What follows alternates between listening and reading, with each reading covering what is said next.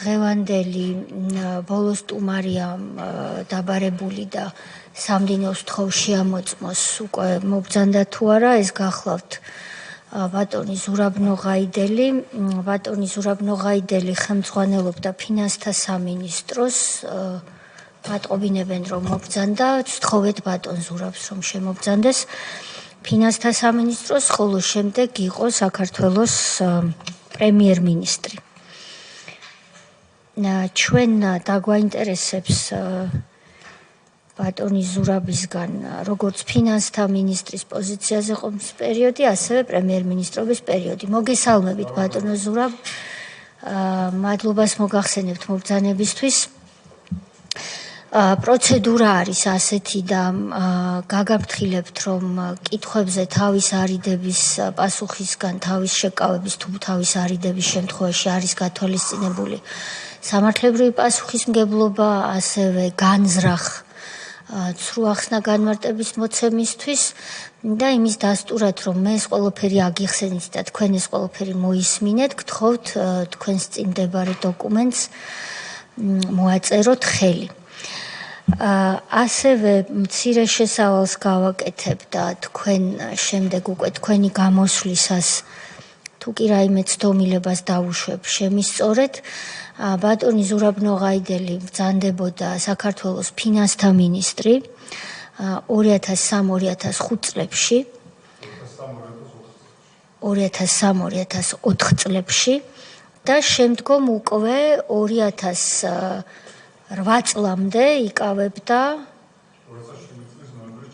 2007 წლის ნოემბრის ჩათვლით იკავებდით საქართველოს პრემიერ-მინისტრის პოზიციას, ხომ ასეა?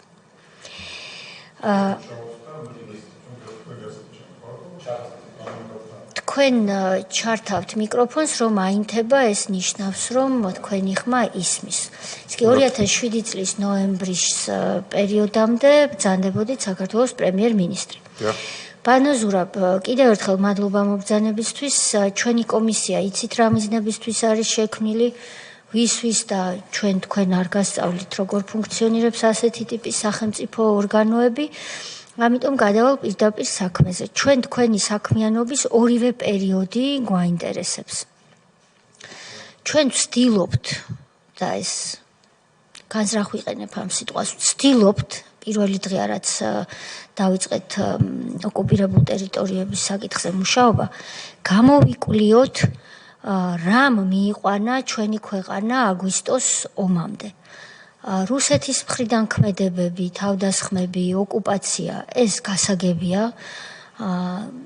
ჩვენ ყველა ვინც ამ მაგიდის გარშემო ვართ, მათ შორის ჩემი ჩათვლით, ვართ ის თაობა, ვინც 90-იანი წლების შვილები ვართ და ვიცით ეს ყველაფერი. ასევე ვიცით რა ურთიერთობებია საქართველოს რუსეთს შორის უკვე დიდი ხანია და რომ საქართველო არის დღესაც ოკუპირებული. მაგრამ სწავლობთ რა ჩვენ 2003-2012 წლის პერიოდებს გვაინტერესებს ფინანსთა მინისტრობის პერიოდში. რა ნაბიჯები იდგმებოდა იმისთვის, რომ კომპეტენციის ფარგლებში, ვთქვათ, თავიდან აგვეცილებინა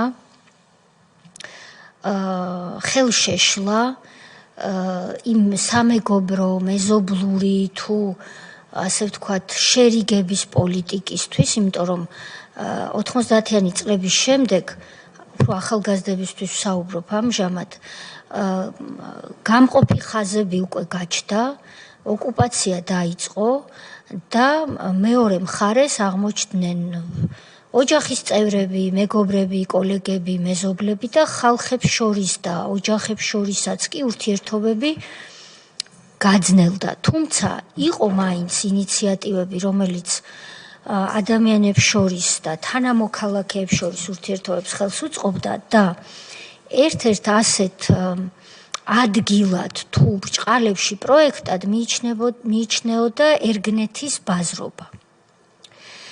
მე ასეთი წარმოდგენა მაქვს და თქვენ რო გვიპასუხებთ ან დაარღვევთ ამ წარმოდგენას და იტყვით რომ ეს თუ წარმოდგენაო, მეტყვით და ამიხსნით რატომ? ან იტყვით რომ კი ეს ასე იყო რომ ჩემ კომპეტენციას მეტნაკლებად ეს ბაზრობა ეხებოდა, რა იყო ავკარგიანობა ამისა და იყო თუ არა უფრო მეტი სასწორზე ამ ერგნეთის ბაზრობის შეფასებისას ის უფრო მეც იწონიდა, რომ რაღაც როლს ასრულებდა დაახლოებაში და ვთქვათ, იმ დარღვევების აღმოფხვრა უფრო კარგი აზრი იყო, ვიდრე მთლიანად გაუქმება. რაც შეეხება პრემიერ-მინისტრობის პერიოდს, ჩვენ ფიქრობთ, რომ 2004, 5 და 6 წლები, რომლებიც ზოგიერთი ემთხვევა თქვენი პრემიერ-მინისტრობის პერიოდს, ძალიან მნიშვნელოვანი იყო იმ პროცესების აღსაწერად თუ გასაანალიზებლად, რამაც მიგვიყვანა აგვისტოს ომამდე. თქვენი ზოგიერთი მინისტრის განცხადება, ქმედებები, გადაწყვეტილებები განაპირობებდა ხშირად იმას, რომ რეალურად სამშვიდობო ინიციატივებს ადგილი აღარ რჩებოდა. სწორი წარმოდგენა მაქვს თუ არასწორი წარმოდგენა მაქვს. ეს ძალიან ზოგადი მონახაზია, გნებავთ კონკრეტულ შეკითხვებად ჩათვალეთ უფრო, გნებავთ ზოგად მონახაზად, რის ფარგლებშიც ჩვენი სურვილი იქნებოდა, რომ ჩვენ გაგვესაუბროთ თავისუფალი თხრობის რეჟიმში, რასაც ჩათვლით საჭიროდ, რომ მოგცეთ მეტი ინფორმაცია. გითხარით, ალბათ 15 წუთი საკმარისი იქნება, თუ დაგჭირდებათ 20-იც და შემდეგ კითხვა-პასუხის რეჟიმზე გადავიდეთ და ჩემი თხოვნა იქნებოდა, რომ 4 საათზე მაქსიმუმ აქედან 1 საათში ჩვენი სხდომა დავასრულოთ და შევეცადოთ, რომ უკვე დახურულად გამოვაცხადოთ. გთხოვთ ბატონო ზურა. დიდი მადლობა მოწვევისთვის. ერგნეთის ბაზრობით დავიწყებ. კი, ერგნეთის ბაზრობას ჰქონდა გარკვეულწილად თავისი მნიშვნელობა შეიძლება ადამიანების დაახლოებაში რეგიონში. მაგრამ ძალიან მნიშვნელოვანი ხვრელი იყო საქართველოს საბიუჯეტო შემოსავლებისთვის. ერგნეთის ბაზრობა შესაბამისად იყო ფაქტიურად იყო კონტრაბანდის წყარო საქართველოში ერთ-ერთი ყველაზე მნიშვნელოვანი. ანუ ერგნეთის ბაზრობაზე თუ ვილაპარაკებთ მის გაუქმება დახურვაში, მთავარი პასუხისმგებელი პირი მე ვარ, აგერ ვარ. ამ ბაზრობის დახურვის მთავარი პასუხისმგებელი პირი.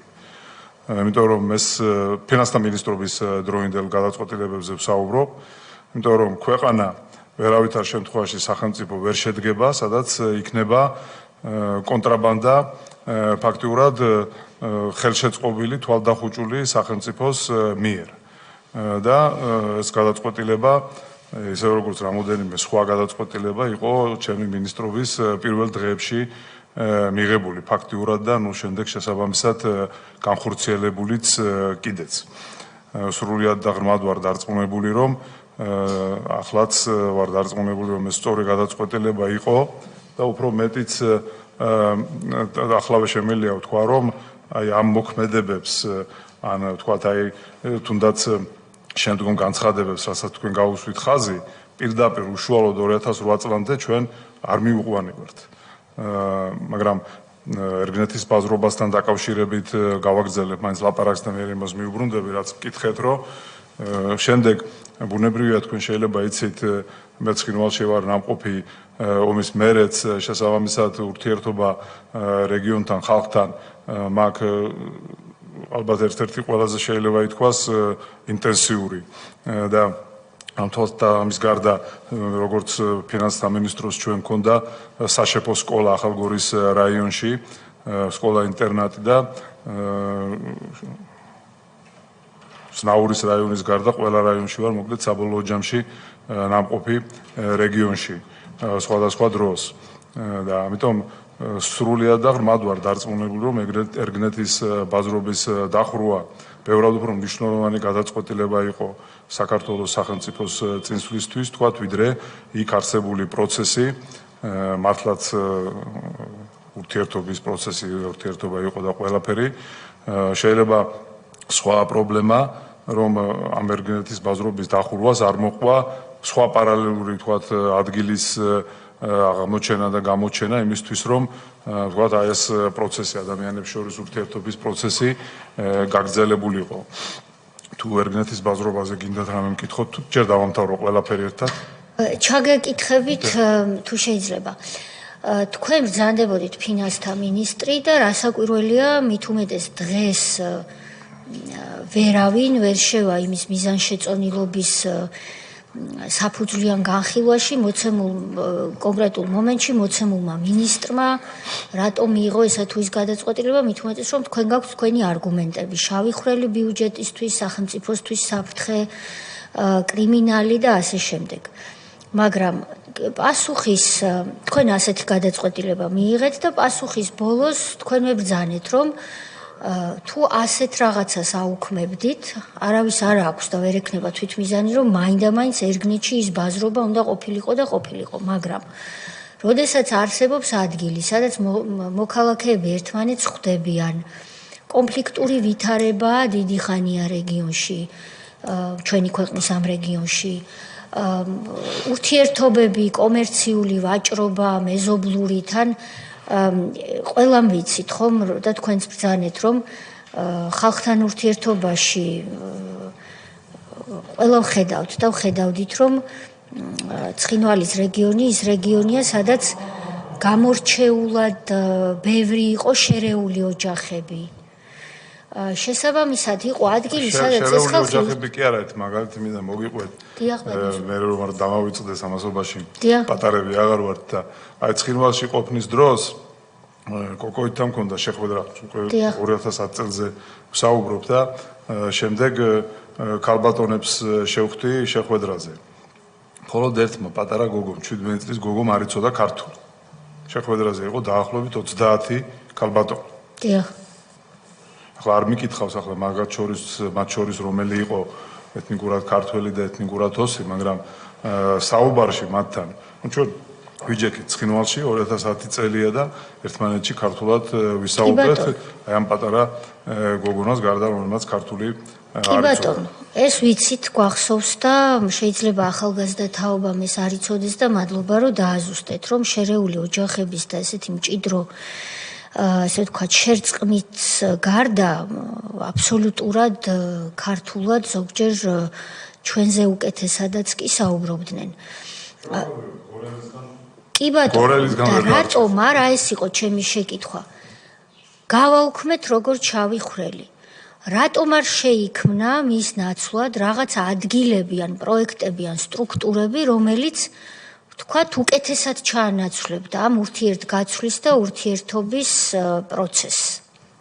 ბატონ სოზარს იმავე თემაზე დავაზუსტებ კიდე. ეხლა კარგად მახსოვს მართლა რამხელა კონტრაბანდა და შავი ხვრელი იყო იქ ყველაფერი და ნამყოფიც არაერთხელ ვარ, მაგრამ რატომ არ შეიძლებოდა თუნდაც ან ალტერნატივაზე ქალბატონმა თემ დასვაკითხო და აი იმის მოწესრიგება, რა იქ ხო შეიძლება ორივე მხარის ინტერესში ყოფილიყო, რომ მოწესრიგებულიყო აღრიცხვიანობა ყოფილიყო და უკვე ინფრასტრუქტურა არსებობდა, ყველაფერი არსებობდა.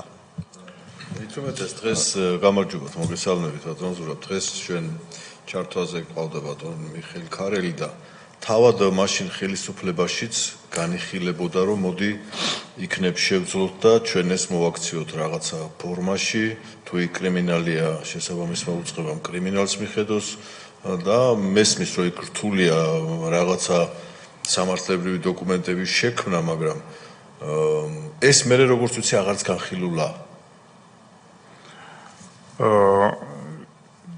თვითონ ერგნეთის ადგილას მეკითხებით თუ საერთოდ არა ერგნეთის საკითხი აღარც განხილულა, ერგნეთის საკითხი დარწმუნებული ვარ, არც უნდა განხილულიყო ისე როგორც თქვათ ეს იყო ერთადერთი საკითხი, რაც ჩვენ მქონდა განხილვაში ოღონდ რუსებთან პირდაპირ რომ ჩვენ მქონოდა საშუალება საბაჟო გამშვები პუნქტი ყოფილიყო საზღვარზე და ნუ შესაბამისად ჩვენ ამის შესაძლებლობა ვერ მოვიპოვეთ. ამაზე საუბარი მიდიოდა მუდმივად ჩემი ფინანსთა მინისტრობის დროს და შემდეგ პრემიერ-მინისტრობის დროსაც, მათ შორის რუსეთის მსოფლიო სავაჭრო ორგანიზაციაში გაწევრიანების მომენტში და ნუ მოკლედ საბოლოო ჯამში ეს საკითხი არ მოგვარდა. ვერ მოგვარდა ეს საკითხი და ნუ სხვანაირად ოშტრაში ჩემი შეხედულებით სხვაგვარად ერგნეცევს საუბრობ ახლა ამ შემთხვევაში და არა იმაზე, რაც ქალბატონმა თეამ თქვა, რომ ამის ალტერნატივები ჩამოყალიბებული იყო სხვა ადგილას. ეს ჩემი პირადი შეხედულებით, აი თვითონ ერგნეთის ბაზრობის ხელახლა შექმნა ან მის ადგილას რაღაც გაუმჯობესებული სქემის ამოქმედება ჩვენ ორგანიზაციულად ამის გაკეთება არ შეგვეძლო, ამის გაკონტროლება ჩვენსგან იყო სრულიად შეუძლებელი. ამ შემთხვევაში ვსაუბრობ ჩვენს ეკონომიკურ, ფინანსურ და ამ დაგვარ ბერკეტებზე შესაბამისად. ახლა ამაში ვარ დარწმუნებული, მაგრამ ქალბატონ თეას ვეთანხმები, რომ ალტერნატიული ურთიერთობების მექანიზმები უნდა ჩამოყალიბებულიყო, თქვენ თქვით ministrების განცხადებაზე, ministrები სხვადასხვაგვარი იყო. ministri იყო ისეთებიც, რომლებიც მკვეთრ განცხადებებს აკეთებდნენ, მაგრამ ისეთებიც იყო, რომლებიც მუშაობდნენ იმაზე, რომ შესაბამისად ეს პროცესი ყოფილიყო, მაგრამ ფაქტია, რომ ეს არ გამოვიდა. მაგრამ კიდევ ერთხელ მინდა ხაზი გაუსვა, რომ 2008 წლის ომის წინაპირობა არც ერთი ეს განცხადება ჩემი აზრით არ ყოფილა. 2008 წლის ომის დაწყება არანაირ ლოგიკას ჩემთვის არ თვითონ ომი არანაირ ლოგიკას ჩემთვის არ ექვემდებარება.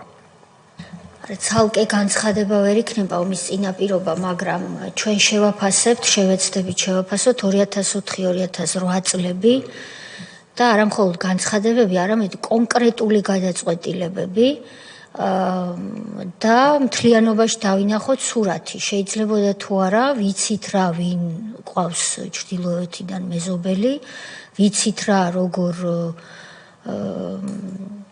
ასე ვთქვათ, გვპირდებოდნენ და მე არასდროს აღარ გაგვიღეს ნატოს კარი და კიდევ ვიცით ბევრი რაღაცები, რა უნდა გაგვეკეთებინა და გავაკეთეთ თუ არა ყველაფერი ის, რომ არ მომხდარიყო ის, რაც მოხდა. მაგალითისთვის უკეთესად დაგვეცვა მოსახლეობა, რომელიც დღეს მთელი დღე ამას ადასტურებდა თქვენს წინ ყველა მოწვეული პირი არ გამოიყვანეს. ბატონო პაატა. ბატონ ზურაბ მოგესალმებით კიდევ ერთხელ. ერგნეთის ბაზრობასთან მოტივაცია დახურვის იყო კონტრაბანდის აღკვეთა და იქ კრიმინალური მოქმედებების აღკვეთა და არსებობს გარკვეული მონაცემები საერთაშორისო დამკვირვებლების მათ შორის, რომელიც სხვადასხვა ანგარიშებში ასახული, რომ კონტრაბანდას სამან მაინც ვერ უშველა და მაინც იყო გარკვეულწილად ქართველოს მოვაჭრეებს შორის რაღაც შეთანხმებები, იქ მანდარინი გადიოდა რუსეთის ტერიტორიაზე, გადიოდა სიგარეტი შემოდიოდა და კონტრაბანდული სიგარეტი შემოდიოდა და ასე შემდეგ. ანუ რამდენად მივახციეთ თუნდაც ამ მიზანს თქვენი შეფასებით, რომ სრულად აღკვეთა კონტრაბანდა ერგნეთის ბაზრის დახურვით და თქვენ როგორ აფასებთ, რამდენად იყო გიბრძანეთ, მაგრამ კიდევ ერთხელ ამ ჭრილში რამდენად იყო საპირწონე იმისა, რომ ეს ადამიანური ურთიერთობები დაიკარგა ამ შემთხვევაში. ჯერ ცალკე კონტრაბანდაზე და ბიუჯეტის შემოსავლებზე ვილაპარაკებ და მე ვიუბრუნდები ამ საპირწონეს, თორემ ამ საკითხს. ცხადია კონტრაბანდის და ბიუჯეტის შემოსავლების გაზრდის მიმართ მიღებული ზომები ეს ერთადერთი არ იყო და ეს იყო კომპლექსური ზომების ნაწილი. ამან რომ გაამართლა ამის მაჩვენებელი არის თუნდაც ის, რომ 2004 წლის იანვარში საქართველოს ბიუჯეტის შემოსავლები შეადგენდა მთლიანი შიდა პროდუქტის მხოლოდ 10%-ს და 2004 წლის დეკემბერში 12 თვის შემდეგ უკვე 23%-ს. ერთი წლის განმავლობაში ყოველ თვე მთლიანი შიდა პროდუქტის 1%-ით მატულობდა შემოსავლები და ის რომ დღეს ჩვენ გვაქვს ალბათ ყველაზე ერთ-ერთი ყველაზე კარგი საგადასახადო სისტემა, მაშინ შემოსავლების მიღების შესაძლებლობებმა შექმნა. მაგრამ კიდევ ერთხელ ვიმეორებ ეს რაშიც ვეთანხმები ქალბატონ თეას კიდევ ერთხელ რომ ამის პარალელურად სხვა ზომები, სხვა ადგილები, სხვა მექანიზმები უნდა შემუშავებულიყო ამ დიალოგის გასაუმჯობესებლად და ამის ადგილის შესაძლებლობა იყო. ამის ხაზის გასმა მინდა. ეს ყველაფერი იყო შესაძლებელი, ეს დიალოგი მიდიოდა ერთხელ მზადდებოდა კიდეც ჩემი უკვე პრემიერ-მინისტრობის პერიოდში ცხინვალში წასვლა, დიალოგი იყო მაგალითად გოგა ხაინდრავა მოიწვევთ ალბათ მასაც მე თუ კარგად მახსოვს ცხინვალში იყო ალბათ თვეში ერთხელ ცხინვალში ხახალგორში კი არა როგორ ხო შეიძლება კიდევ უფრო ხშირადაც და შესაბამისად მათ შორის ჩემი წასვლაც მზადდებოდა და მათ შორის აი თქვენს მიერ ნახსენები განცხადებების გამო ეს შეხვედრა ვერ შედგა ანუ კიდევ ერთხელ ვიმეორებ ჩემი აზრით და ესე თანმიმდევრობა ერგინეთის ბაზრობის დახურვა თანმიმდევრობას რომ მივყვეთ და შესაბამისად ამის შედეგად არსებული დიალოგის კონკრეტული ხალხი კონკრეტულ საქმებს აკეთებდა ქართველი და ოსი ერთად ცხადია ანუ სამწუხაროდ გამოდიოდა რომ საქართველოს ბიუჯეტის ხარჯზე და ეს დაუშვებელი იყო მაგრამ ამის პარალელურად შეიძლება და ამის გარდა პარალელურად კი არა და ამის ნაცვლად შეიძლება და შექმნილიყო დიალოგის სხვა მექანიზმები და ანუ შესაბამისად შემდეგ 5-6-7 წლის განმავლობაში გაკეთებული განცხადებები ცხადია ახლა ამ პროცესს კი არ ეხმარებოდა ამის თქმა არ მინდა მაგრამ ნებისმიერ შემთხვევაში შესაძლებელი იყო დარწმუნებული ვარ სრულად ამ დიალოგის წარმოება და ამის მაგალითი ტყუილად არ მომიყვანია მე ქალბატონებთან საუბარი ამის დიალოგის საფუძველი ქართველებს და ოსებს შორის ყოველთვის იყო და ყოველთვის იქნება და ახლაც არის მიუხედავად რომ 2008 წელი უკვე მომხდარია და ნუ მის გარეშე კიდევ მით უფრო მეტად იქნებოდა შესაძლებელი ეს შენიშვნა რომ სხვა რამ უნდა გაკეთებულიყო ვფიქრობ სამართლიანია რატომ არ გააკეთეს ან არ გააკეთეთ თქვენი პრემიერ-მინისტრი საზოგადოებას რო შევახსენოთ ამ დროს ვინ იყო როდის 4-ში ფინანსთა მინისტრობის შამს ზურაბ ჟვანია იყო ზურაბ ჟვანიას ღმერთმა აცხოვნოს ვერ დავაბრალებთ იმას რომ მშვიდობა არ უნდა და ან ნოვატორული აზროვნებით არ გამოირჩეოდა ან ფანტაზია აკლდა ან სახელმწიფოებრივი მიდგომები ყოველ შემთხვევაში მე მასზე ასეთი წარმოდგენის ვრჩები რამ შეგიშალათ მაგას ვერც მე ვერ დამაბრალეთ რომ მშვიდობა ვერც თქვენ ვერ დაგაბრალებთ რა თქმა უნდა მაგრამ მით უფრო რელევანტურია მაშინ ჩემი შეკითხვა ერთის მხრივ ბიუჯეტისთვის შავი ხვრელი უქმდება თვლით რომ ალტერნატივები საჭიროა ყავთ პრემიერ-მინისტრი რომელიც უნდა ვივარაუდოთ რომ ხარს დაგიჭერდათ ან თავად ექნებოდა კიდევ უკეთესი იდეებიც ყავთ თქვენ ვიახსენეთ კოლეგა სახელმწიფო მინისტრი კონფლიქტების მოგვარების საკითხებში ბატონი ხაინდრავა რომელიც ცხინვალში თითქმის რამდენიმეჯერ თვეში დადის და ერთხელ ყველა შემთხვევაში და სოხუმშიც კი ახერხებს ჩასვლას რა მოხდა ისეთი რომ ვინ შეგიშალათ ან რამ შეგიშალათ ხელი რომ ეს პროცესები ეგნეთი გავაუქმეთ კი ბატონო ჩაითვალა იმ მომენტში რომ სახელმწიფოსთვის იყო საშიში რატომ არ გავაჩინეთ ახალი ადგილები პროექტები ან ალტერნატივები რა მოხდა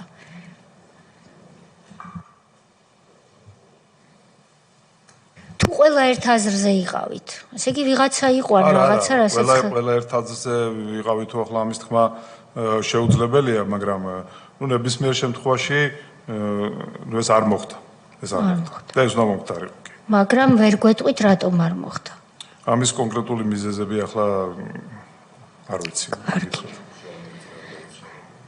საქართველოს პრემიერ-მინისტრად რომ დაინიშნეთ თქვენს კაბინეტში დარჩნენ თუ სწორად მახსოვს ვერ დავიჟინებ და თქვენ შემისწორეთ პრაქტიკულად იგივე კაბინეტი გადაიბარეთ ხომ ასეა დიახ მცირე სახეცვლილებებიც არ იყო მხოლოდ ფინანსთა მინისტრი შეიცვალა ანუ მე თქვენს ადგილას დაინიშნა ფინანსთა მინისტრი ესე იგი ახალი პრემიერია თქვენი სახით და იგივე კაბინეტია თქვენი პრემიერ-მინისტრობისას თქვენი მინისტრი თავდაცვის ბატონი ირაკლი ოქრუაშვილი აკეთებს ასეთ განცხადებას რომ ჩვენ ახალ წელს შევხვდებით ცხინვალში იყო თუ არა ეს თქვენთან შეთანხმებული ეს ერთი კითხვა. მეორე, რამდენადაც უხერხულად არ უნდა ჟღერდეს. მე ბევრი წელი მინისტრად ვიმსახურე და ამიტომ ვუსვამ ამას ხაზს, რომ რამდენადაც უხერხულად არ უნდა ჟღერდეს პოლიტიკურად ჩემი ეს შეკითხვა. რამდენად როგორც პრემიერ-მინისტრს გემორჩილებოდათ მოცემული მინისტრი თქვენ? მოცემული მინისტრი კონსტიტუციურადაც არ უნდა დამორჩილებოდა, იმიტომ რომ კონსტიტუციური სისტემა მაშინ და დღეს განსხვავდება. თქვენ კი არ გიყვებით ამას, ახლა თქვენ ჩემზე უკეთესად იცით ეს სხვებმა რომ გაიგონ ალბათ ამას გადაცემა მიდისო და სულ სხვანაირი სახელმწიფო მოწყობის სისტემა იყო და შესაბამისად მე როგორც კაბინეტის ხელმძღვანელს და ჩემი საკონსტიტუციო უფლებამოსილებები იყო ეკონომიკა. შესაბამისად და მასთან დაკავშირებული სხვა სოციალური და ასე შემდეგ საკითხები. თავდაცვა, უსაფრთხოება, საგარეო პოლიტიკა იყო პრეზიდენტის განსაკუთრებული უფლებამოსილება და მას შესაბამისად თავდაცვის მინისტრის მარტო ეს კი არა არც ერთი განცხადება ჩემთან შეთანხმებული არც უნდა ყოფილიყო, თუ არ იყო, არც უნდა ყოფილიყო. არც იყო და არც უნდა ყოფილიყო, თქვენ ასეთ ვთვლით. სწორედ ეს კონსტიტუციური მოდელი და მოწყობა ჩაითვალა შემდეგ, მე ვთვლი სრულიად სამართლიანად ქართული ოცნების ხელისუფლებაში მოსვლის შემდეგ, როგორც სიმახინჯე და არაერთი ძალისხმევა განხორციელდა, რომელიც შემდგომ დღევანდელი კონსტიტუციის რედაქციით დასრულდა და გასწორდა ეს და ბევრი სხვა მრავალი ხარვეზი და სიმახინჯე. შესაბამისად, გასაგებია, რომ თქვენ არ გემორჩილებოდათ, არ გითანხმებდათ, მაგრამ ეწინააღმდეგებოდა ალბათ თქვენს მიდგომებს და რიტორიკას. თუ პრინციპში შეიძლება არ გითანხმებდათ, მაგრამ ეთანხმებოდით, ხომ? არა, ამ მიდგომებს თავისთავად ეწინააღმდეგებოდა, ეს იყო ძალიან უსარგებლო, სრულიად არასაჭირო განცხადება, ხო პირდაპირ ვთქვათ, ყველამ კარგად ვიცოდით ისედაც რომ არანაირ ახალწელს ცხინვალში არ შეხვდებოდა ირაკლი ოქროაშვილი და ნუ ახლა დღეს ხომ მით უმეტეს კარგად ვიცით და ნებისმიერ შემთხვევაში ნებისმიერი ასეთი ეს ერთი განცხადება მოიყვანა თქვენ თორემ ახლა კრიზისი რეალურად ამ თემის ირგვლივ, ამ საკითხების ირგვლივ მუდმივად იყო საქართველოში იმ პერიოდის განმავლობაში და ასეთი არასაჭირო მოქმედებები და განცხადებები ერთი არ იყო მარტო ხო თქვენ ერთი მოიყვანა და ალბათ მრავალი იქნებოდა ამის გარდა სხვა ბევრად უფრო რთული და კრიზისული საკითხებიც კი იყო კიდეც ერთხელ კინაღამ ვიყავით კიდეც ბრძოლის ზღვარზე რიც შეჩერება ძალიან დიდი ძალისხმევის შედეგად ძლივს მოახერხეთ და მაგრამ 2004 თუ 2006 გულისხმობთ 6 გულისხმობთ 6 გულისხმობთ 6 ზუსტად 6 იყო თორემ ხო და ნუ შესაბამისად მე მაინც იმას მივყვები თქვენაც თავიდან მკითხეთ ეს ხო არ აღმოჩნდა შემდგომი ზოგადად 2008 წლის მოვლენების საფუძველი მაგრამ აი ამის ახსნა მინდოდა სწორედ თქვენ თვითონ მიმიყვანეთ ასე თქვა ამაზრამდე რომ აი ასეთი კრიზისები ასეთი არასაჭირო არასასარგებლო სრულიად კონტრპროდუქტიული განცხადებები მარტო ერთი არ ყოფილა სამწუხაროდ მაგრამ და ძალიან ბევრი იყო კრიზისი მაგრამ ამის მიუხედავად ყოველთვის ვახერხებდით ჩვენ უშუალოდ საბრძოლო მოქმედებების თავიდან აცილებას რაც ასევე 2008-ში უნდა სრულიად დარწმუნებული ვარ უნდა მომხდარიყო თქვენ კონსტიტუციურად რომ განმარტოთ არ გექვემდებარებოდნენ თავდაცვის მინისტრი, იუსტიციის მინისტრი, შინაგან საქმეთა მინისტრი და საგარეო საქმეთა მინისტრი. ხომ ასეა? მაგრამ კონფლიქტების მოგვარების საკითხში სახელმწიფო მინისტრი თქვენ გექვემდებარებოდათ. მაშინ რატომ მოხსენით თუ ასეთი მშვიდობის ინიციატივები ქონდა წარმატებული? ის ხომ გათავისუფლდა თანამდებობიდან ბატონ გიორგი ხაინდრავაზეა საუბარი, რომელიც ითვლებოდა საზოგადოების თვალში ყოველ შემთხვევაში, რომ ის იყო წარმატებული, ჩადიოდა სოხუმში, ჩადიოდა ცხინვალში არაერთხელ, აკავშირებდა ხალხებს, მას ყავდა მოადგილე ბატონი გიორგი ვოლსკი, როდესაც ხაინდრავა მოხსნეს, რასაკვირველია ბატონი გიორგიც გათავისუფლდა. საზოგადოებამ ეს აღვიქვით, როგორც ასე ვთქვათ, უკან გადადგმული ნაბიჯი შერიგების და მშვიდობიანობის პროცესში და რატომ მიიღეთ ეს გადაწყვეტილება ბატონო ზურა? უხლა ეს გადაწყვეტილება არ იყო უშუალოდ დაკავშირებული სამშვიდობო პროცესთან ან გიორგი ხაინდრავას ამ მიმართულებით მუშაობასთან არამედ ამას სხვა დანარჩენ მინისტრთა კაბინეტის წევრებთან ასე ვთქვათ სწორედ იმ დანარჩენ 4-თან ურთიერთობის საკითხების პრობლემა იყო სულაც არ იყო სავალდებულო ამ დროს სამშვიდობო პროცესი ნორმალური მიმართულებით არ განვითარებული იყო ეს ერთმანეთთან პირდაპირ კავშირში ჩემი აზრით არ არის თუმცა ცხადია რა თქმა უნდა სამწუხაროდ შემდგომი მინისტრები გოგა ხაინდრავას ინიციატივის და შესაძლებლობების ვერ აღმოჩნდნენ. გასაგებია. ბოლო შეკითხვა მაქვს, თუმცა ეს არ ნიშნავს, რომ თქვენთან საუბარი ამოვწურე მე, მაგრამ დრო არ გვაძლევს ბევრი საშუალებას. სხვა წევრებსაც უნდა დაუთმო დრო. თუ გქონიათ პრეზიდენტთან მე არ მინდა ვთქვა კონფლიქტური სიტუაცია მეთქი მაგრამ ასთა სხვადასხვაობა მაინც რომ როდესაც მისდამი დაქვემდებარებული 4 მინისტრი 3 ალბათ იმ 4-დან ყველაზე მეტად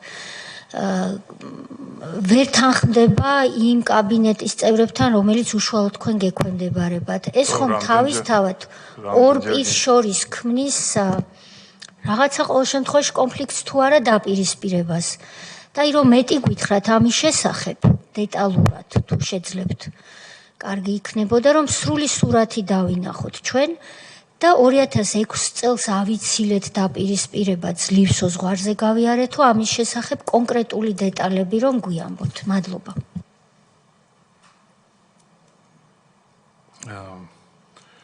ну კონფლიქტი და ასე ვთქვათ ჩხუბი ქონდა ბევრი და ბევრჯერ და ხშირად.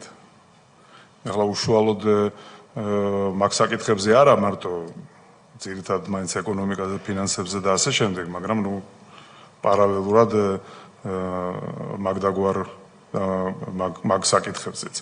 შეიძლება უშუალოდ ცხინვალის რეგიონს არ შეეხებოდა, მაგას არ მეკითხებით, ხო? უბრალოდ ზოგადად მეკითხები. მაგრამ ასეთი საკითხი ბუნებრივია, ბევრი იყო. ხშირი იყო. მათ შორის ცხადია ჩვენ მქონდა კამათი აი ამ საკითხზეც, რაც თქვენ ცოტა ხნის წინ მოიყვანეთ, აი ეს განცხადებები, რომელიც სრულიად კონტრპროდუქტიული და არასაჭირო იყო, მაგრამ ამაზე უფრო სხვა მნიშვნელოვანი, ბევრად უფრო ღრმა საკითხებიც იყო, ახლა რომელი ერთი მოგიყვანოთ, რომელი ერთი მაგალითი მოგიყვანოთ, არც კი ვიცი, მაგრამ აი 2006 წლის კონფლიქტზე უშუალოდ ზუსტი პერიოდი არ მახსოვს, მაგრამ აი 2006 იყო თუ მეგონი 2006 წელი იყო მაინც აი ზუსტად ოქროაშვილის გადადგომას მოხვა ეს კონფლიქტი ცხინვალის რეგიონში და ჩვენ ფაქტურად უკვე ვიყავით შეარაღებული კონფლიქტის ზღვარზე, რომლის მოგვარებაც მოხერხდა მაშინ. როგორ მოხერხდა ამის მოგვარება, რომ გითხრათ დეტალები? ჩხუბით. ვისთან იჩხუბეთ? პრეზიდენტთან. და ჩხუბით მოგვარდა ეს ამბავი, თუ მე ალბათ ნაბიჯები გადაიდგა კონკრეტულად. ჩხუბიდან ხელჩართულ ბრძოლაში კი არ გადავსულვართ, მაგრამ დარწმუნებით, ასე ვთქვი. დარწმუნებით, რომ გადაეფიქრებინა, რაც ქონდა გეგმაში, მას თავის თავდაცვის მინისტრთან ერთად? ვერ გეტყვით ახლა თავდაცვის მინისტრთან ერთად რა გეგმა გქონდა? იმასთან არ მისაუბრია. დიახ, გასაგებია. მაგრამ ხელი ააღებინეთ გარკვეულ გეგმებზე. სერიოზული ასე ვთქვათ მოძრაობა, სერიოზული დაძაბულობისკენ. თუმცა კიდევ ერთხელ თქვენ აღნიშნეთ, ახლა ბევრი იყო დაძაბულობები, იმდენი ამას ერთი კომისია და ერთი წერი და ერთი პარლამენტის ვადები არ იყოს შეიძლება. აქ საუბარი არის ძალიან მნიშვნელოვან კონფლიქტზე. ჩვენ ამ დროს ვიყავით ზღვარზე და მე იმიტომ ვადარებ ამ სიტუაციას 2008-დან, რომ იმიტომ კი არა, ასე ვთქვათ, თავი მოვიწონო, არამედ რომ ეს ყველაფერი თავიდან აცილებადი იყო და მაშინ ამის თავიდან აცილება მოხერხდა. კიდევ ერთხელ ვიმეორებ, ახლა ეს კი არ მინდა რომ გამიგოთ, რომ ახლა მე ასეთი ძალიან მაგარი ბიჭი ვიყავი, ახლა ცხადია მაგრამ იმ მომენტში მოხერხდა ამ კონფლიქტის თავიდან აცილება შესაბამისად დარწმუნებული ვარ, რომ სოზარმაც ამის ამბების შესახებ იცის. ხომ არ ჩაერია უცხო ძალა, ვთქვათ, პარტნიორები, მოკავშირეები, თუ მხოლოდ თქვენი და ბატონი მიხეილ სააკაშვილის? არა, მე არ მგონია, რომ ეს მხოლოდ ჩემი ვერ იქნებოდა მსახურება მხოლოდ სრულიად დარწმუნებული ვარ, რომ ეს კომპლექსური, ასე ვთქვათ, საუბრების შედეგი იყო. ჩაერია თუ არა უცხოური ძალა, ჩვენი პარტნიორები ჩაევრინენ თუ არა, არ მახსოვს, ახლა მართალი რომ გითხრათ, ეს არ მახსოვს ნამდვილად. ბატონო სოზარ. ამ თემას დაზუსტება 2006 წელს რო ძლივს ავიცილეთ ომი. რამენერად იყო დაკავშირებული ერთმანეთთან აი ეს მთელი რაც ხდებოდა და პარალელურად იქ რაც კამპანია ტარდებოდა სამარცხვინო კამპანია პირდაპირ შეოფასებ კოკოითი ფანდარასტი რასაც მოხდა შემდეგ იყო ეს ყველაფერი გვიანი იყო. ეს გვიანი იყო უფრო. ანუ ომი რო ავიცილეთ ეს იყო უფრო ადრე და მერე იყო ეს კამპანიები და ცხინვალის ყოფილი ცხინვალის ავტონომიური ოლქის აღდგენა რომ მოხდეს არის მოგვიანებით. მადლობა. არა ოლქის აღდგენის და ეს კონფლიქტი ერთმანეთთან კავშირში დროში როგორ იყო არ ვიცი, მაგრამ აი კამპანია კოკოითის წინააღმდეგ იყო უფრო გვიან ვიდრე ეს კრიზისი. ეხლა თვითონ ამ თემას გავაგრძელებ მაშინ როცა მოხდა ამ დროებითი ადმინისტრაციის ჯერ ოლქის შექმნა, დროებითი ადმინისტრაციის აღდგენა, ახალგორის წეღანას დავსვით ეს კითხვა ახალგორის გამოყოფა ცხეთამთიანეთის რეგიონიდან და პრაქტიკულად დე ფაქტო აღდგენა სამხრეთ ოსეთის ავტონომიური ოლქის. აი მიზანი რა იყო, რატო გადაწყდა, როგორ აი რა იყო მიზანი ამისი? როგორ განიმარტებოდა მაშინ ხელისუფლებაში? დავამატებ ზემო აფხაზეთის კოდორის ხეობის გამოყოფა კიდევ პლუს. თუ სახელის გადარქმევა იყო და იქ ჯარის შეყვანა კიდე ცალკე თემაა და ხო. ნუ ეს იყო ასე ვთქვათ ხელისუფლების პოზიციების განმტკიცებისთვის ძირითადად გაკეთებული. მე კიდევ ერთხელ ვფიქრობ, რომ ნუ ვერ გეტყვით ახლა პირდაპირ რა კავშირში არის აი ეს გადაწყვეტილებები შემდეგ 2008 წლის კონფლიქტთან. ამას ვიხილავ. ჩვენ თუ რატო მოხდა თვითონ გადაწყვეტილება? ეს ხო მაინც არ იყო ეს არ იყო ეს სუფთა თავდაცვითი საკითხი, ხო? ამაში პრემიერი ჩართული უნდა ყოფილიყო. ანუ სახელმწიფოებრივი სტრუქტურების განმტკიცებისთვის, რომ ჩვენ შეგვძლებოდა უფრო უკეთესად მოგვევლო ახალგორის რაიონისთვის, უფრო უკეთესად მოგვევლო ლიახვის ხეობისთვის, ნუ შესაბამისად აკეთის ხეობისთვის. ცხეთამთიანეთში ახალგორს ვერ მოვლიდით, აი ეს გაუგებარია, როგორ ცხინვალის ვქნით რაღაც ადმინისტრაციას სააჭრო ლეგიტიმაციით და იმას უკეთ შეუძლია მოვაროს, ვიდრე თქვა ცხეთამთიანეთის რეგიონში რო შედიოდეს, სრულიად გაუგებარია ვთქვა. ვერ გიპასუხებთ ახლა მაგაზე რამდენად ანის გადაწყვეტილება ჯობდა ერთმანეთს. მოდიში ვერ გვიპასუხებთ ბატონო ზურაბ, იმიტომ რომ არ იყავით მონაწილე ამ გადაწყვეტილების. არა, ნუ ამ გადაწყვეტილებების მონაწილე ალბათ ვიყავი ახლა, მაგრამ ვერ გიპასუხებთ ზუსტად არ ვიცი ახლა რამდენად ეს გადაწყვეტილება ან კარგი შედეგის მომტანი იყო, ან უარყოფითის. მაგრამ თქვენი რაიმე მაშინდელი პოზიცია არ გახსენდებათ, რა პოზიცია ქონდათ? არა, ყოველ შემთხვევაში არ მახსენდება რომ ამაზე რამე კატეგორიული პროტესტი. ამ თემაზე ჭუბი არ გახსენდება. ამაზე ჭუბი არ მანზე არ მიხსენდება. მე ვიცი რომ გუბერნატორს ჰქონდა საწინააღმდეგო პოზიცია და ასაბუთებდა კიდევაც თავის პოზიციას, მაგრამ არავინ არ გითხა. მე ყოველ შემთხვევაში არ მიჩხუბია როგორც თქვენ ამ საკითხზე ნამდვილად არა. და ბარემ კოდორის ხეობაზეც გავაგრძელოთ 2006 წელს მოხდა ასევე კოდორის ხეობაში პოლიციით და ჯარით შესვლა. ახლა ჩვენი ტერიტორიაა, ჩვენგან კონტროლირებული, იმის თქმა რომ ეგ შესვლის უფლება სახელმწიფოს არ ქონდა, ნამდვილად ამას არავინ არ იტყვის, თუმცა რეალურად რაც მოხდა ამ შესვლას იყო შემდეგი, რომ იქ იყო ბატალიონი მონადირე, რომელიც შედგებოდა ძირითადად ადგილობრივი მეომრებისგან, რომლებიც იცავდნენ 10 წლეულის განმავლობაში ხეობას. მოხდა ამ ბატალიონის დაშლა, ძალიან ბევრი მათგანი დაიჭირეს, ზოგი ციხეში გარდაიცვალა კიდევაც, მოგონილი ბრალდებებით, შემიძლია თამამად ვთქვა, როგორც მაშინდელმა სახელმწიფოდამცველმა. მოხდა იქ საუდაცვის სამინისტროს ნაწილების შეყვანა. იქ ხელშეკრულებით, მოსკოვის ხელშეკრულებით განსაზღვრული იყო რა ტიპის იარაღის შეტანის უფლება ჰქონდა. ცხინვალის რეგიონზეც იგივე იყო და აქაც. ცხინვალის რეგიონზე წეღან თქვენამდე მოსული სტუმრები ამბობდნენ, რომ თქვათ იქ იყო დარღვევები, როდესაც მაგალითად 82 მმ-იანი ნავთყორსნიც ხდებოდა ჩვენი პოზიციების დაბომბვა, ეს ნიშნავდა, რომ ეს ხელშეკრულება უკვე დარღვეული იყო მეორე მხრის მიერ. დაახლოებით იგივე რაღაცა მოხდა კოდორის ხეობაში, როდესაც ჩვენ შევიტანეთ ის იარაღი, რომლის შეტანის უფლებაც არ გვქონდა. და თქვათ ამით ერთგვარად თითქოს ხელფეხი გავუხსენით ოკუპანტს. მეორე ის არის, რომ ეს უკვე თქვენ აღარ ახართ ამ შემთხვევაში უკვე პრემიერი, მაგრამ 2008 წელს უკვე პრაქტიკულად ისე მოხდა, რომ მთელი ეს შეიარაღება, რაც იქ შეტანილი იყო და საკმაოდ დიდი რაოდენობით შეიარაღება დაუტოვეს, წვი არ გავარდნილა, ესე ჯარი გამოიყვანეს, მოსახლეობამ მიატოვეს და დაუტოვეს ოკუპანტს. ამ თემას არ ვეხები ამ შემთხვევაში თქვენი პრემიერების პერიოდზე მოხდა. აი რატომ მოხდა იქ ჯარის შეყვანა, როგორ მოხდა ამ გადაწყვეტილების მიღება, რატომ მოხდა რომ ზემო აფხაზეთი უწოდეთ, აი ამაზე თუ გაქვთ რამე ინფორმაცია თუ იყო მსჯელობები გუნდში.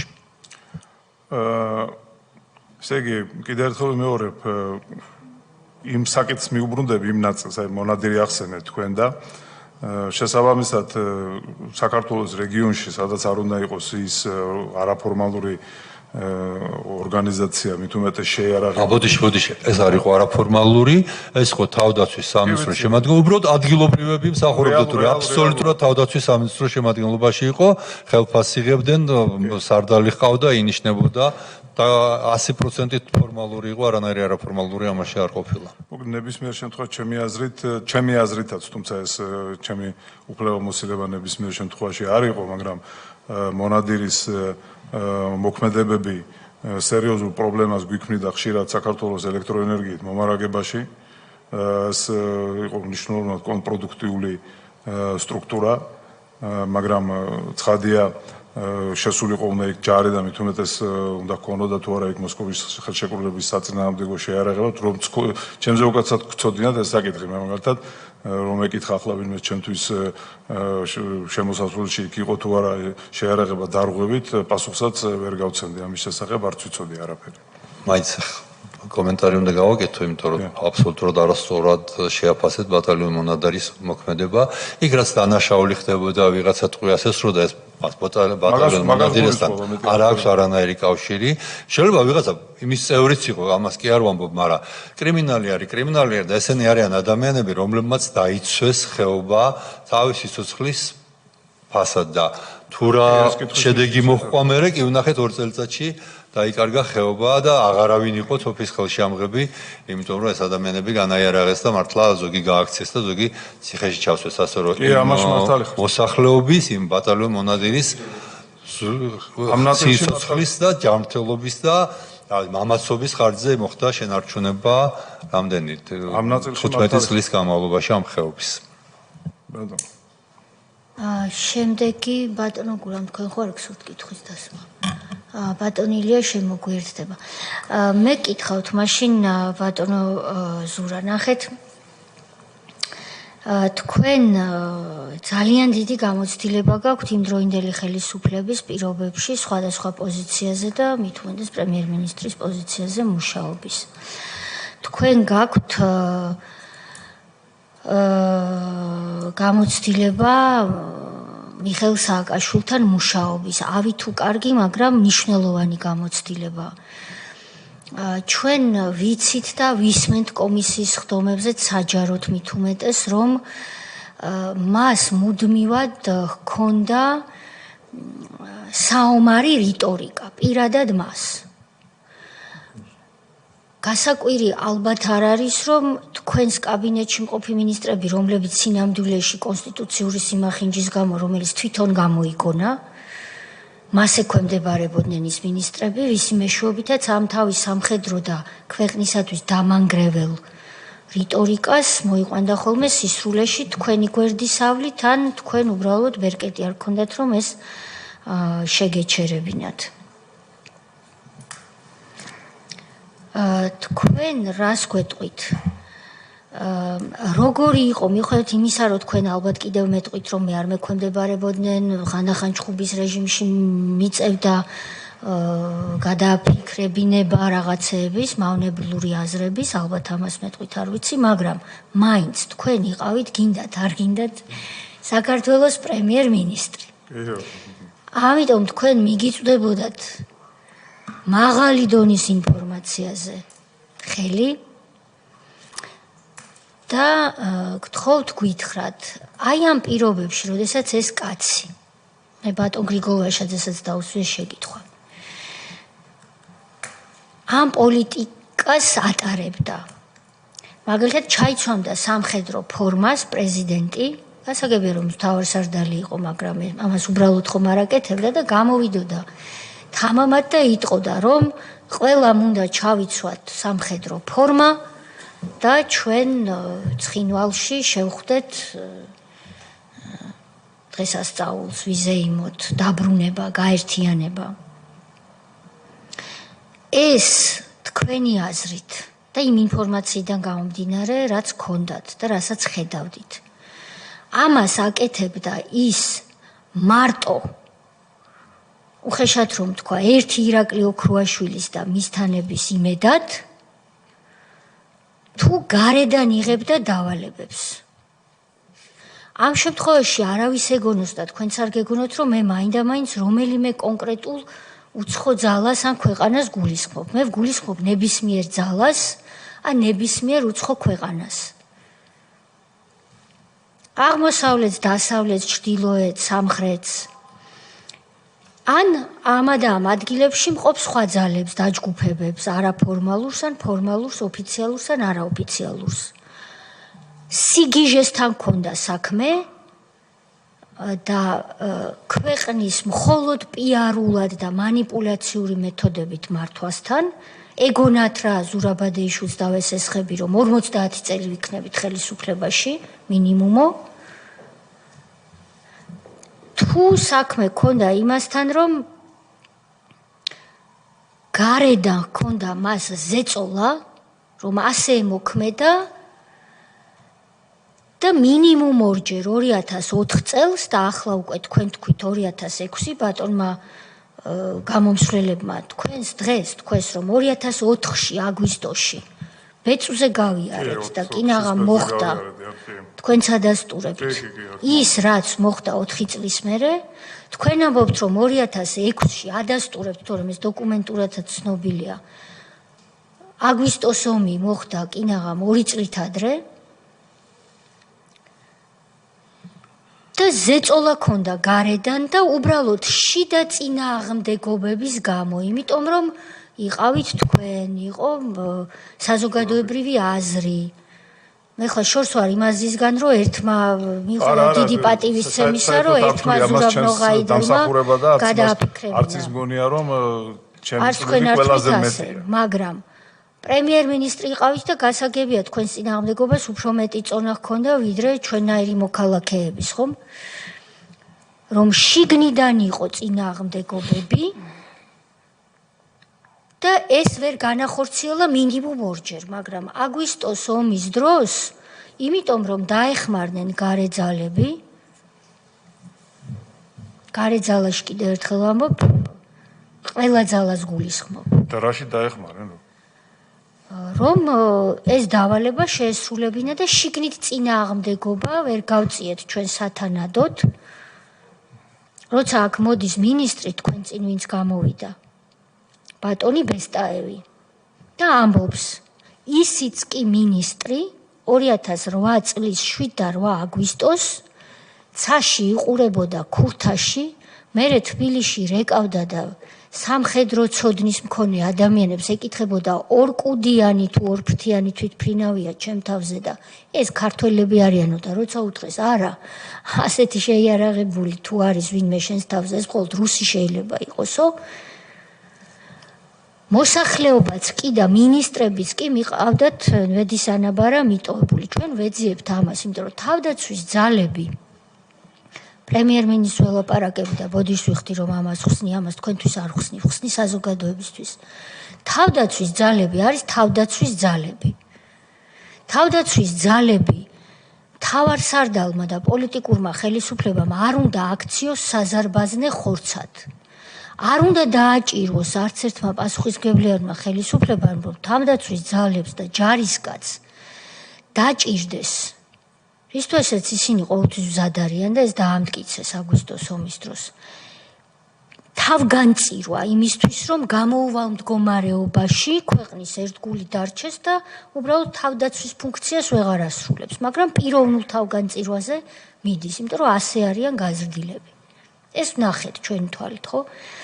აი ეს ავანტურა, სიგიჟე იყო, გარედან დავალებებს ასრულებდა, ერთი ან მრავალი ძალის.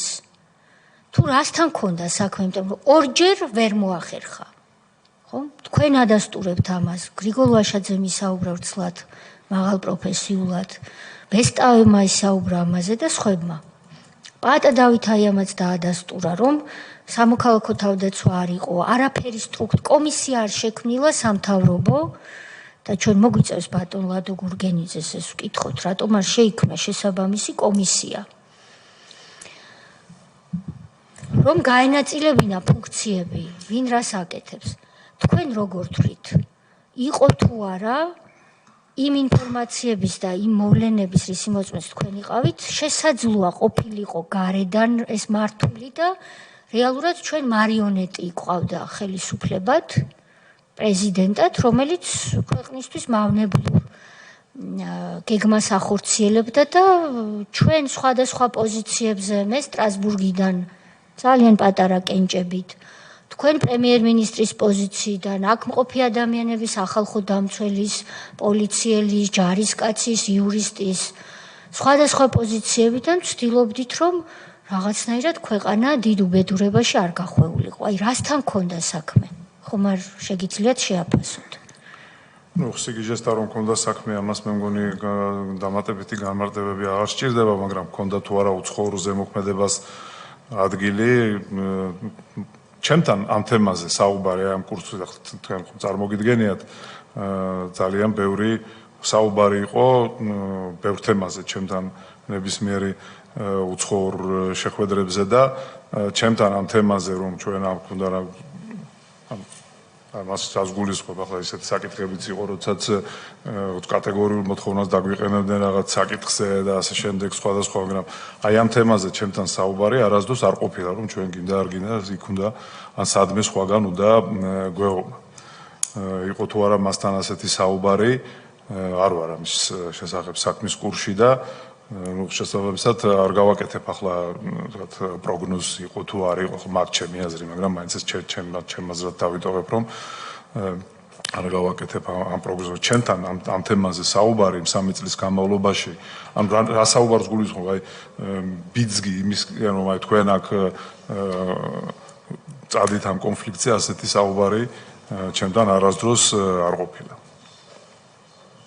გასაგებია შესაბამისად ხუმრობანარევი ტონით რომ თქვა საქართველოს ყოფილი პრემიერ-მინისტრი ამბობს რომ ის რომ გარკვეული შლექთა ჯგუფი მართავდა პროცესებს ქვეყნის საზიანოდ ამაში ეჭვი შეგვარვიათ ანუ სიგიჟესთან რო ქონდა საქმე მაგრამ ეს პლუს გარედან მართულიც იყო თუ არა ამაზე თქვენთან საუბარი არავის არ ქონია და არც ეჭვი შეგვარვიათ არა ეჭვი არ შეგვარვიათ კარგი, ბატონ პაატას ხوارსურს კითხვის დასმა, ბატონ ალეკოს, ბატონ ილია მოგისაკლისეთ და ძანდებოდით დაგვიბრუნდით. ხوار გნებავთ კითხვის დასმა, ბატონ ილია. მაშინ ბატონი სოზარი დააზუსტებთ და შემდეგ 2008 წლის ომი არანაირ ლოგიკას არ აქვემდებარებოდაო და რა იგულისხმეთ?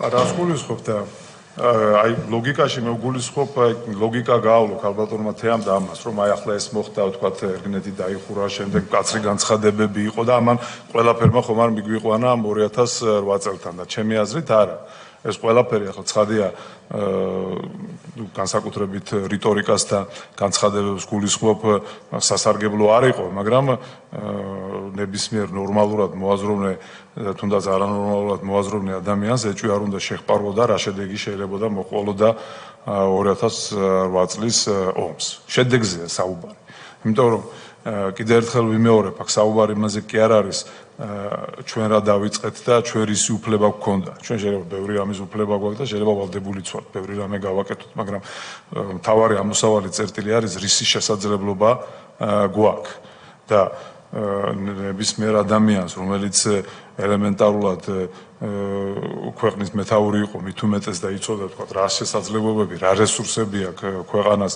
და რა შესაძლებლობები აქვს ჩრდილოურ მეზობელს ამის შეფასებები, შედარებები ერთმანეთთან უნდა მიეყვანა ნებისმიერი ადამიანი ლოგიკურ დასკვნამდე, რომ ამის გაკეთება არ შეიძლება და რომ ამის გაკეთება საზიანოა. ამას გულისხმობ ლოგიკაში სოზარ.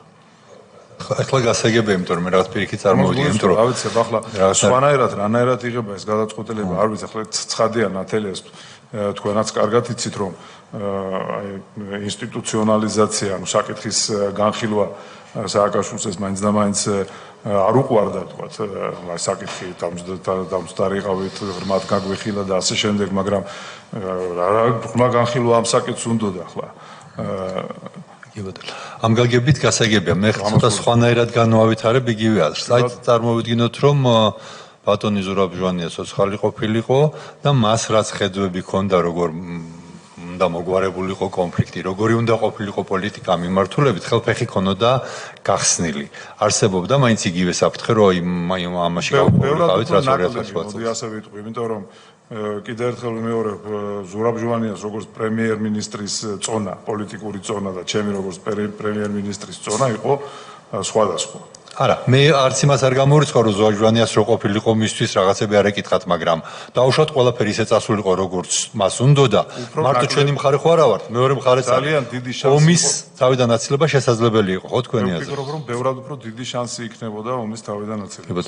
მაშინ სხვანაირად შევატრიალებთ თქვენს ნათქვამს, ესე იგი თქვენ რას თქვით, თუ რატო არ ჯდებოდა ლოგიკაში, რომ ვიცით, რამდენად ძლიერია მოწინააღმდეგე და არ უნდა გადადგეს ნაბიჯები, ამ გაგებით გასაგებია. თუმცა მეორე გაგებით, რომ ის ნაბიჯების განცხადებები რაღაცნაირად აახლოებდა ამ ომს, ამ ხრივ პირიქით ლოგიკურიც ჩანს თითქოს, ხო? რაც მოხდა, მადლობთ. ბატონო ზურაბ, თუ წევრებს ექნებათ შეკითხვა დასვამენ, მაგრამ ალბათ ბოლოსკენ მივდივართ. ვინაიდან შეგაწუხეთ და მობრძანდით, მიუხედავად იმისა, რომ ჩვენი დღევანდელი სხდომა განსაზღვრული იყო ოკუპირებული ტერიტორიების თაობაზე, მე მინდა გკითხოთ, სწორად ხვდები თუ არა, რომ გირგვლიანის საქმე საქმის შესახებ რომ შეიტყოს საზოგადოებამ, თქვენ იყავით პრემიერ-მინისტრი. რომ გითხრათ აი იმ დღეებში განვითარებული მოვლენების შესახებ, თქვენ მოკითხეთ, მესმის რომ კონსტიტუციურად არ გექვემდებარებოდნენ, მაგრამ თქვენივე კაბინეტის მინისტრებს რა მოხდა, თუნდაც არაფორმალურად პრეზიდენტს ხომ არ შეეხმიანეთ და რა ურთიერთობები განვითარდა თქვენსა და სხვა ხელისუფლების სხვა წარმომადგენლებს შორის იმ დღეებში? მინისტრებთან ამ თემაზე საუბარი არ მქონია, პრეზიდენტთან მქონდა საუბარი რამდენჯერმე და დეტალურად განვიხილეთ ეს საკითხი, როდესაც საზოგადოებისთვის ცნობილი გახდა. რაღაც მომენტში ბოლოს წინა დღეს, ასე ვთქვათ, მიიღო გადაწყვეტილება ვანო მერაბიშვილის თანამდებობიდან გათავისუფლების შესახებ. ფაქტიურად ამაზე ვქონდა ჩვენ საუბარი, იმიტომ რომ უნდოდა მე არც ვიცი ახლა ეს სადმე მონაყოლი მაგთორე, მას უნდოდა რომ ვანო მერაბიშვილი შესაბამისად შინაგან საქმეთა სამინისტრის თანამდებობიდან გაეშვა და ის დაგვენიშნა ჩვენ ფინანსთა მინისტრის თანამდებობაზე, რასაც მე კატეგორიული უარი უთხარი, რომ თუ ეს მოხდება, შესაბამისად მე არ ვიქნები ნებისმიერ შემთხვევაში პრემიერ-მინისტრი, აღარ გავაგზავნე პრემიერ-მინისტრის თანამდებობაზე მუშაობას, თუმცა ჩვენ საღამოს ისე დავშორდით ერთმანეთს, რომ მას გადაწყვეტილება ჰქონდა მიღებული ვანო მერაბიშვილის შინაგან საქმეთა მინისტრის თანამდებობიდან გათავისუფლების შესახებ, რაც როგორც მინიმუმ ლოგიკური გადაწყვეტილება. ბოდიში ეს იანვარია ჯერ კიდევ თუ ბევრი დრო არ კვლევებიდან თებერვალი, კი ბატონო. მე მგონი უკვე თებერვალია. და ნუ შესაბამისად მე მეორე დღისთვის მართალია საბოლოო გადაწყვეტილება ჩამოყალიბებული არ იყო, მაგრამ მაინც მე ვფიქრობდი, რომ ძირითადი გადაწყვეტილება იქნებოდა, რომ შესაბამისად იქნებოდა ქვეყანაში ახალი პრემიერი და ახალი ფინანსთა მინისტრი, მაგრამ მეორე დღეს ატომღაც არ ვიცი რა საკითხების ზეგავლენის გამო მიიღო გადაწყვეტილება ვანო მერაბიშვილის შინაგან საქმეთა მინისტრად დატოვების შესახებ. ეს არის მოვლენების განვითარება იმ დღეებში და ჩემი მონაწილეობა. და შემდეგ აღარ შეგიბრუნებიათ შეკითხვა, რომ ხომ მქონდათ გადაწყვეტილი, რატომ შეიცვალა? არა, ვკითხე, რატომ შეიცვალა გადაწყვეტილება, თუმცა ამაზე რამე კონკრეტული პასუხი აღარ მიმიღია. ცადია თუ იმას მეკითხებით, რომ ვაგებ თუ არა, მე პოლიტიკურ პასუხისმგებლობა მეკისრება თუ არა ამ მოვლენებზე, რა თქმა უნდა. გასაგებია, ბატონო ზურაბ, თქვენ სარგებლობ მე შემთხვევით და გეტყვით, რომ როგორც რიგითი მოქალაქე იმ დროს, როცა თქვენ საქართველოს პრემიერ-მინისტრი ბრძანდებოდით, რა თქმა უნდა, მეც და ჩემნაირებიც ვეძებდით ყოველთვის ხელისუფლებაში ადამიანებს, რომ აი ის ხომ არის იქ, ეს ხომ არის აქ და ნუ იქნებ რაღაც იმედი რო გაქვს ვიღაცის. რა თქმა უნდა, იყო ასეთი რამდენიმე ადამიანი, ვიზეც ნუ ფიქრობდით, რომ ნუ რაღაცას დააბალანსებს, რაღაცას გამოასწორებინებს, რაღაც. იყო ასეთი, იმიტომ რომ როცა ჩვენც ასე გვეგო. თქვენს ესე გეგონათ მაშინ, კი ბატონო, მაგრამ სწორედ ეს კითხვა დამასწარით, მინდოდა დამესვა, რომ გასაგებია ჩვენ რას ვფიქრობდით, რომ გაჭირვებული ხავს ეჭიდებოდაო, რომ გამოსავალი არ არის, უკვე ტერორში შედის, სახელმწიფო ტერორის ფაზაში შევიდა რეჟიმი წლებთან ერთად, ჩამოიშორა ხელისუფლებამ ყველა ის ადამიანი, ვინც შეიძლება რაღაცა საღი აზრის მატარებელი ყოფილიყო, თქვენი პრემიერ-მინისტრობის დროს ასევე გასაგებია, რომ თქვენ არ გექვემდებარებოდათ კონსტიტუციურად სამართლებრივად ხაზს უსვამ ამას, მაგრამ უბედურებები შევიდა დიდ მასშტაბში, ციხეებშიც. მოკლედ, ტერორი დამყარდა. გირგვლიანამდე კიდევ აბუაშვილის საქმეა ცნობილი, რომელიც იმავე პირებმა, იმავე სასაფლაოზე აიყვანეს და სასწაულებრივად გადარჩა და ასე შემდეგ. აი ამ პირობებში თქვენ გიფიქრიათ თანამდებობიდან წასვლაზე და თუ გიფიქრიათ, რატომ? რა ყოფილა ამის საბაბი, ასე ვთქვათ, თუ ტრიგერი რო იტყვიან ძველ ქართულად? ახლა ამ საკითხს რაზე მიფიქრია საზოგადოებისთვის დიდი მნიშვნელობა აღარ აქვს ჩემი აზრით, იმიტომ რომ რაღაც უფრო თავის მართლებასავეთ გამოვა.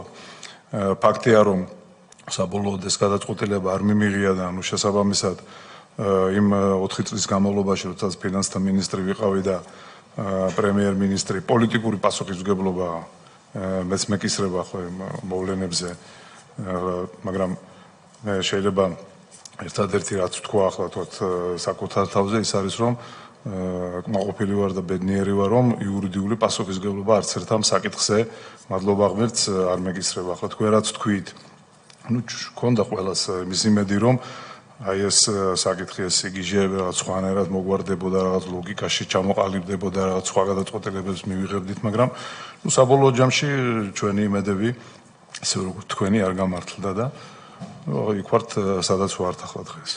ყოველ შემთხვევაში თქვენი მონათხრობიდან და საზოგადოების ცნობილი ფაქტებიდან გამომდინარე, აუცილებლად უნდა დაფასდეს ის თუნდაც მცირე, რაც თქვენ როგორც მოგვიყევით, შეძელით, რომ გადაგეფიქრებინებინათ, შეგეცვალათ მცირედით მაინც კურსი ზოგიერთ სხვადასხვა თემაზე.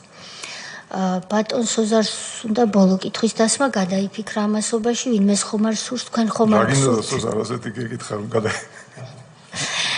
ალბათ გაეცით თქვენ ამასობაში პასუხი და ამიტომ ხომ არ გსურთ თქვენ რაიმე დაამატოთ?